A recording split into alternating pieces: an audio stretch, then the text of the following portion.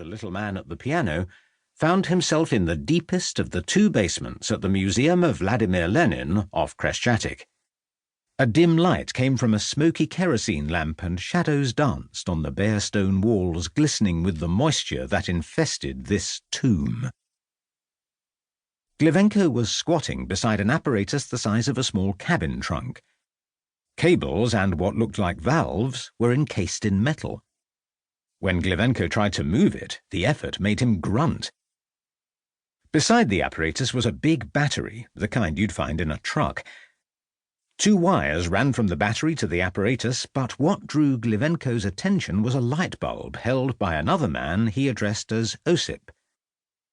A single wire trailed from the apparatus to the light bulb. Glivenko asked for the light bulb, and then gestured vaguely towards the door. "You want me to do it now?" Osip was already on his feet. "Yes, quick as you like." "Just the one transmission?" "Yes, the red button. Press it down and hold it on a count of 5. Osip nodded. He'd been coughing from the kerosene fumes. He was glad to get out. The NKVD guards watched him leave.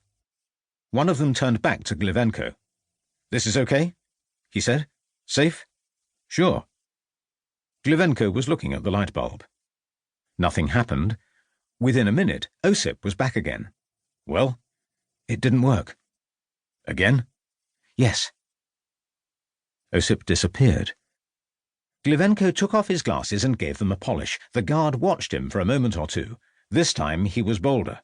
"You're the specialist, the one who blows everything up. Am I right?" Glivenko had put his glasses back on.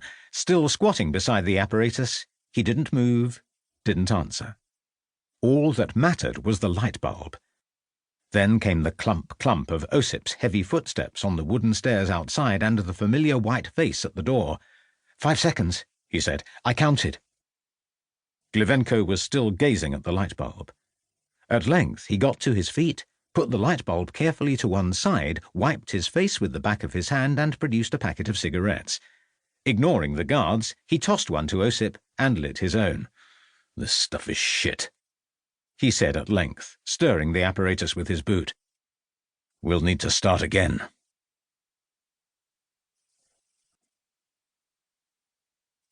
Chapter 2. Tuesday, the 9th of September, 1941. Scotland. Isabel Mingis was upstairs at the Glebe house, asleep in the big enamel bath, when Kim Philby appeared at the open door. A moment of contemplation, then a cough politely muffled. Bella opened one eye. Startled, she reached for a towel. She'd been helping Tam saw timber all day, but now Moncrief had gone, summoned to Aberdeen by a surprise phone call. "You," she said. "Me. How did you get in?" "The front door was open.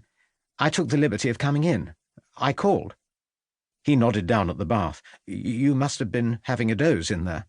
"So what is it? You're supposed to be in St. Albans with all those chums of yours. What on earth are you doing here?" Philby shook his head, wouldn't answer. Unusually, he was wearing a suit and tie. He'd be outside in the sunshine, he said. He had a plane on standby at Dice. The airfield was an hour or so away. The pilot needed to be in the air by 7 at the latest. "Why?" "We need to get you down to London. You'll be briefed at Northolt. You'll need clothes for at least a month. We're thinking Kyiv by the end of the week. Back to the homestead after that." The homestead was an apartment in a grey government block overlooking the Moscow River, 3 cluttered rooms that already belonged to another life. "This is official, not some kind of joke. You know I'm on leave up here, 6 whole days so far, nearly a fortnight to come." Bella was on her feet now, ankle deep in the bath, drying herself off with the towel. "So what's so important it can't wait? A war? Barbarossa? How does that sound? Hitler is pushing southwest as fast as he can. He wants the Ukraine bound hand and foot by the end of the month. And I'm supposed to stop him? Little me? Northolt," Philby repeated. "I'm simply here to deliver you in one piece. You're telling me I don't have a choice. I'm telling you we're wasting precious time. And the answer is no." Bella hated the word. Always had done. But 3 years in Moscow had made her even more aware of how helpless